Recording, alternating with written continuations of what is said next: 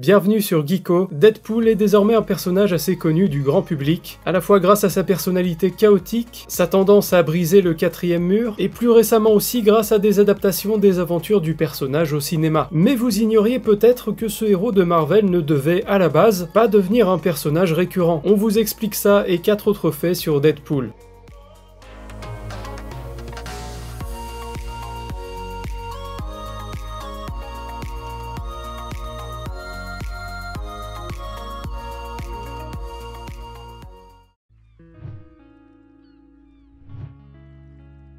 A l'origine, le personnage imaginé par Rob Liefeld s'inspire de plusieurs autres héros, à la fois pour son design et pour ses aventures. Avant toute chose, il faut savoir que la création de Deadpool en 1991 est le résultat d'une période où les comics étaient plus sombres. Regrettant la légèreté et l'humour des vieux numéros de Spider-Man, Rob décide de faire sa propre version avec Deadpool. Sauf qu'il va aussi grandement s'inspirer d'un personnage de DC, à savoir Deathstroke, en particulier au niveau du design où Wade paraît presque être un clone. Deadpool a alors été très vite envisagé comme une parodie de Deathstroke, en reprenant même une partie de son nom et du nom de sa véritable identité aussi, Slade Wilson devenant Wade Wilson. Enfin, on peut aussi noter que le personnage partage beaucoup avec Wolverine.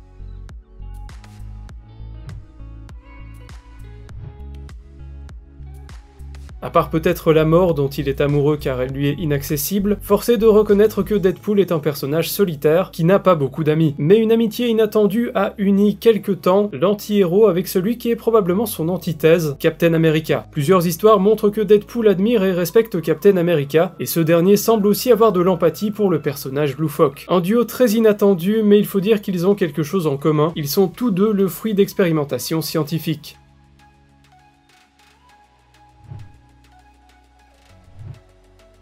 C'est plutôt habituel dans l'univers de Marvel, les héros existent en plusieurs versions différentes dans des mondes parallèles, et c'est aussi le cas de Deadpool. L'anti-héros est peut-être le champion de la pratique, puisqu'il possède de très nombreux clones qui se sont d'ailleurs déjà combattus à plusieurs reprises. Deadpool est parfois capable d'utiliser son pouvoir de guérison pour se cloner lui-même, ce qui veut dire qu'il peut y avoir plusieurs Deadpool dans le même univers. L'une des versions parallèles de l'anti-héros devient d'ailleurs membre des Avengers, dans l'univers du comics Heroes Reborn de Remnant.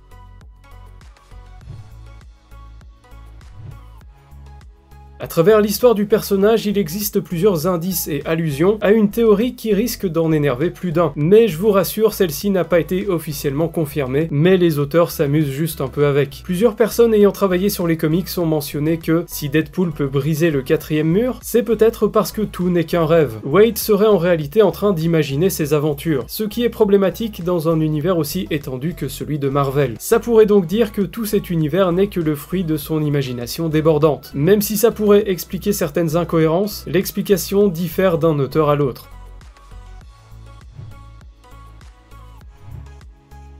Vous l'aurez compris, Deadpool est un personnage loufoque et qui se permet tout de même quelques fantaisies que l'on trouverait très déplacées chez d'autres personnages de l'univers Marvel. Alors comment se fait-il qu'il puisse se le permettre? Au départ, Liefeld ne pensait pas que Deadpool était un personnage qui allait rester et qu'il deviendrait populaire. C'était un méchant dans le comics Les Nouveaux Mutants, un simple personnage secondaire, mais qui a surprenamment eu droit à sa propre série. Même à ce moment, les auteurs ne pensaient pas qu'elle allait durer, alors ils s'en sont donnés à cœur joie en y ajoutant tout un tas d'idées loufoques. Paradoxalement, c'est peut-être ce qui a permis au personnage de rester populaire.